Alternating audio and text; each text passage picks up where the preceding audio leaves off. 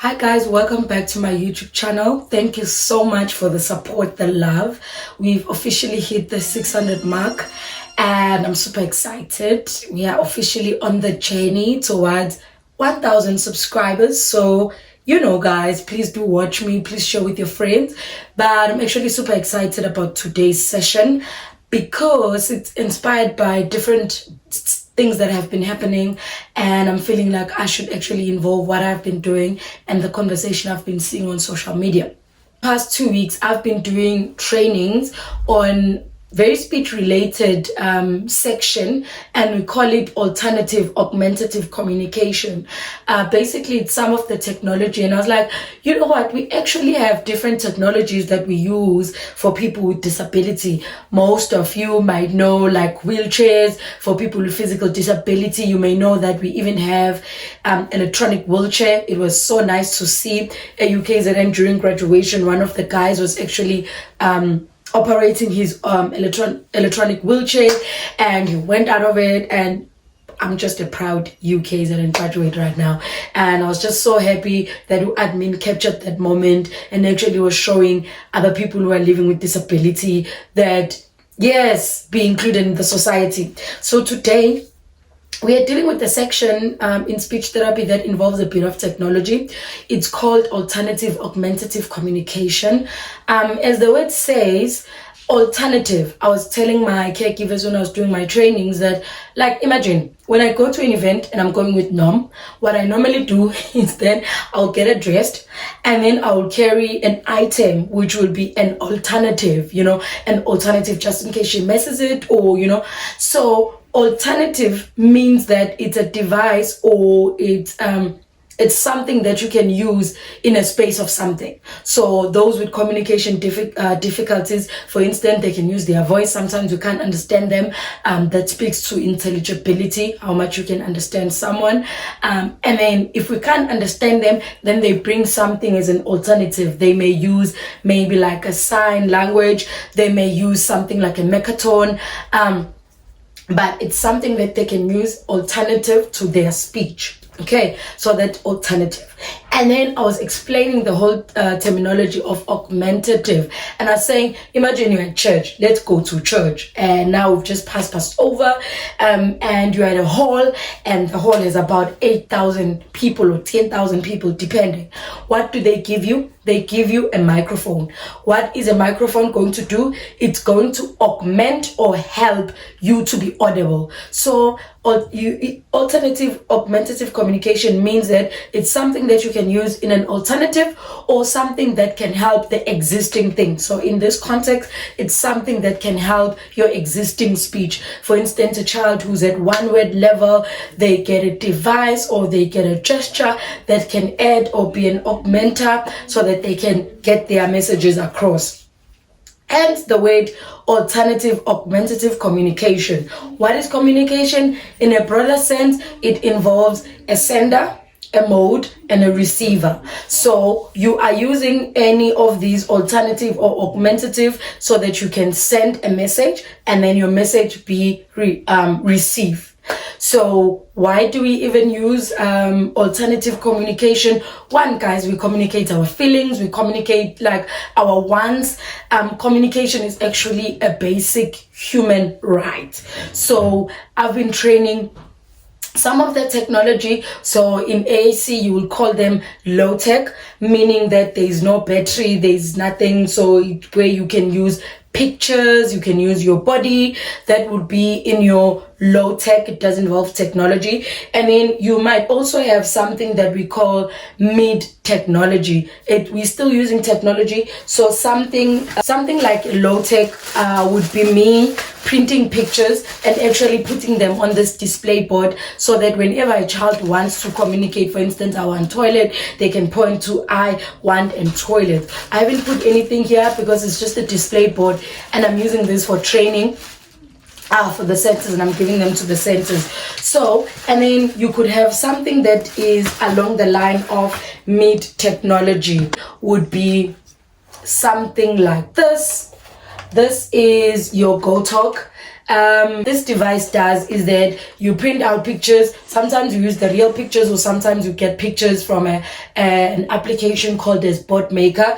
It has overlays. Then we print those pictures, we put them in the overlays here, and then we record. So if I put a picture of a cow here, I'll record cow. If I put a picture of a cup, then I'll record cup, so that whenever a child wants to communicate, for instance, a message that says I want water, I can record I want water, and then that way the child would be understood. They'll just have to press the device so that they could be understood, and get their message across. So like I'm saying, guys, AAC could be anything. For instance, it could be gestures, it could be the way that you use your body language, it could be your text to speech. Some of the devices now, like if you go on your Microsoft Word and you press review, there's actually a section where it will tell you that read aloud. So what you have written can be a speech. So you can say read aloud and it becomes a speech. So some apps are text to speech. So a kid can write the message and then say read aloud, and then a person they are communicating with can actually hear what they are trying to say. But in addition to those applications, right, when I'm starting in speech therapy about introducing communication, we start at a very basic level. In my autism video, guys, I was speaking about that children with autism sometimes struggle with 10 taking or your pragmatic skills. But before we even hit pragmatic skills, kids need to understand something that is called, I think, object permanence, where if something is, for instance, right, a child who's 6 months, you walk in, they were eating with the spoon, they've just started eating with the spoon, you walk out, their spoon falls. What you're gonna find them doing is you're gonna find them looking down like this. Why are they looking down? Is because they know that a spoon exists even when it's not within their visual field. So that's when we can say that the child has developed object permanence. They know that something exists even when it's not there. So that's one of the skills that you need to have before you can even start communication. In addition to that, it's another skill that is known as cause and effect, which links to which builds the skill of 10 taking. If I do something, if I touch something, something must happen. And most of our kids with different disabilities, especially my focus today is communication disabilities, they struggle with that because for instance, I've explained that autism is actually a brain condition. So most of the conditions that affect communication will be neurological in nature, meaning that the child would have a brain infarct, or there would have been something that happened to the developing brain, like CP. But I can go into a video one day explaining CP. So they don't have those skills. So what do I do as a speech therapist, or what technology do I bring in when I'm targeting those skills such as cause and effect and 10 taking? This is actually a switch. If you look at it, these devices, you can buy them from different organizations, but at the top of my head, you've got Adapt IT, you've got Inclusive, you've got your play school and learn.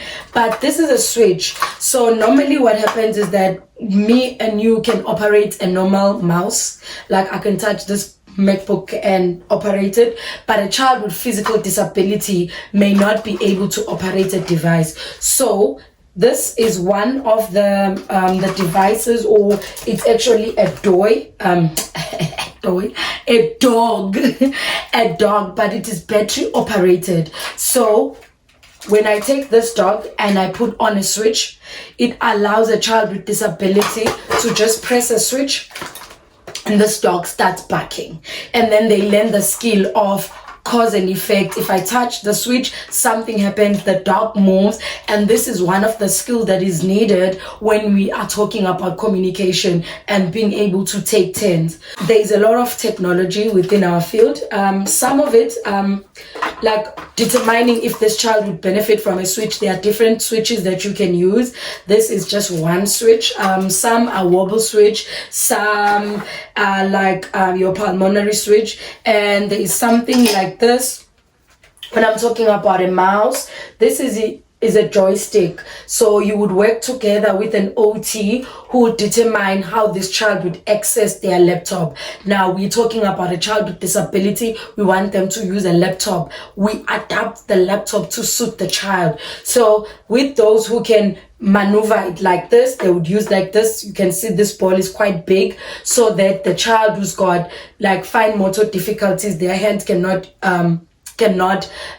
maybe hold and grab, then they are able to now hold and grab, because we've made the mouse which is what they're going to navigate with, a bit bigger, which allows access. But an OT or occupational therapy would actually be the one to assess a child and determine which access method that they can use to actually access their devices. So before you can even include all of these devices with AAC, I was telling my caregivers that I don't want them to think of AAC as something that is arbitrary or something that is out there, but I just want them to know that they're already doing AAC. With the kid, what are we doing, or where do we start when we are introducing alternative augmentative communication? Because at the end of the day, we want our kids to be able to be understood, to make friends. For instance, my one video that I've just uploaded was of me and my friend. And if you think about it, we want someone with disability, specifically also communication disability, to be able to make friends and communicate. While I'm talking about this video, I'm thinking, when I was doing the Mzansi Creep makeover video, so it went on TV, and then my one kid from my previous school sees this, called me or hit me up on Facebook, like, ma'am, please send me your WhatsApp. So I love my kids. Send him my WhatsApp, and then we start talking. And I see his profile picture is of this girl, and also a girl with physical disability. She's on a wheelchair. She also uses AAC to communicate, and the guy also uses AAC to communicate, which is alternative augmentative communication. In fact, he's got a laptop. He hooks me up, and then I say, hi Bo, Spanba Nipela. I see who is, why are you putting this girl on your profile? He's like, I am Zama. She's my girlfriend. I'm like, okay, she's your girlfriend. So I laughed, and after I was doing this training, I said to my caregivers, actually, for us as speech therapists, then our job is done. He had a device which is his laptop. The girl also had her device, which is a laptop, and they had the switches and the enablers that I've just shown, and the actual text to speech. And he was able, one, to Sheila, approach the girl, say, hey baby, I love you. He probably used emojis or anything, whatever he used, but he was able to express his feelings. He was able to make a girlfriend. So did we not do our job as speech therapy? We did, because at the end of the day, I said communication is all about sending a message and being understood. And he didn't only just send a message, but he was able to express his feelings. He was able to request. He was able to form relationships, and actually maybe one day go on a date. He'll probably have to tell his parents about going on a date. From a speech therapy point of view, communication is done, it is okayed. So yes, guys, these are some of the devices, but how do you start? Okay, now one, before you can even start with AAC, you can start at home. Like I always tell anyone whom I'm dealing with when it comes to AAC, that you can start with a gesture. With Norm, when she was young, I used AAC. In some of our previous videos, if you go on Facebook, you follow me, you'd find me explaining pictures to her with cards and whatnot. So AAC, one of the advantages with AAC is that it is concrete, meaning that you can have it and it allows the child to process even more. So you would want to model for the child or for the AAC user. Modeling is actually showing something, how to use something. So you would model and use it while you are communicating, because you use, for instance, for Nom to learn English, I used English to teach English, and I use Zulu to teach Zulu. So you would use AAC to teach AAC when you're dealing with the child. You also want to make sure that you're speaking at a slower pace. I'm not a good example when I'm here.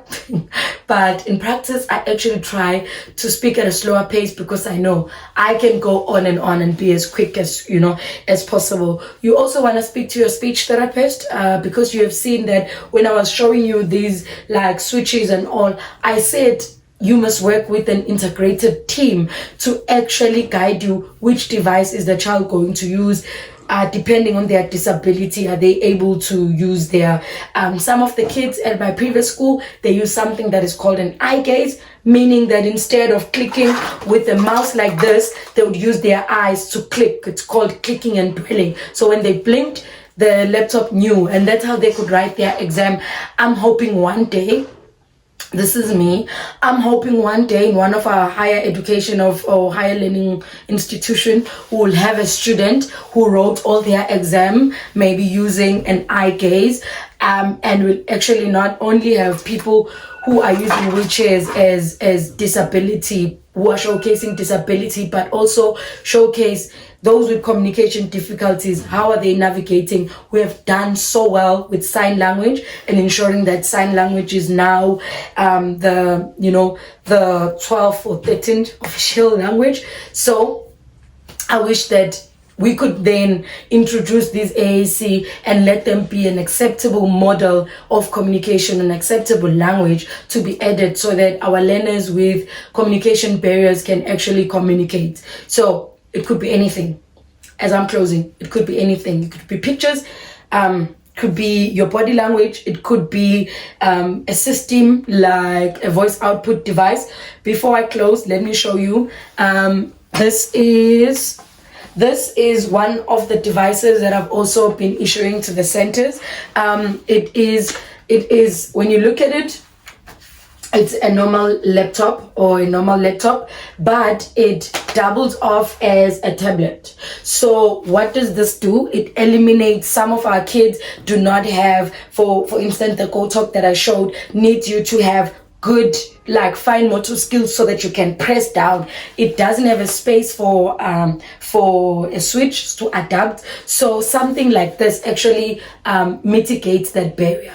So and then you get into it, and then when you see this tablet, it has what I called an example of a text to speech, or it's got TD Snapcore, which works like a grid, and what it does is that when you press the picture, it then says it out for you. So a child with communication difficulty has to know where what they want to say, which category is it in, and then they can press it and it can talk for them.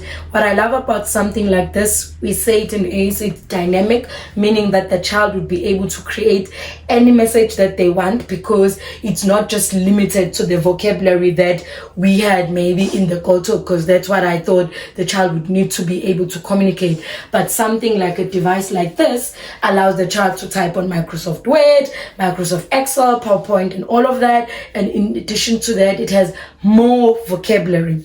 So if you're thinking about different technologies or buying a technology device for your child so that they can use, please contact your speech language therapist.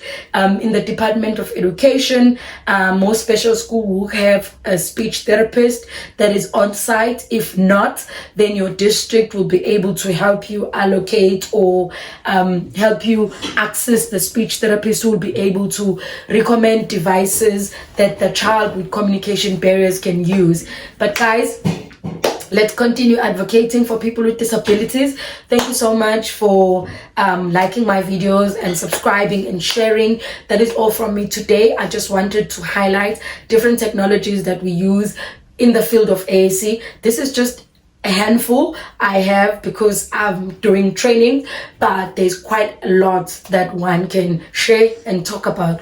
But at the end of the day, it's all about sending messages and being understood so that you can communicate effectively and make those relationships. Peace out.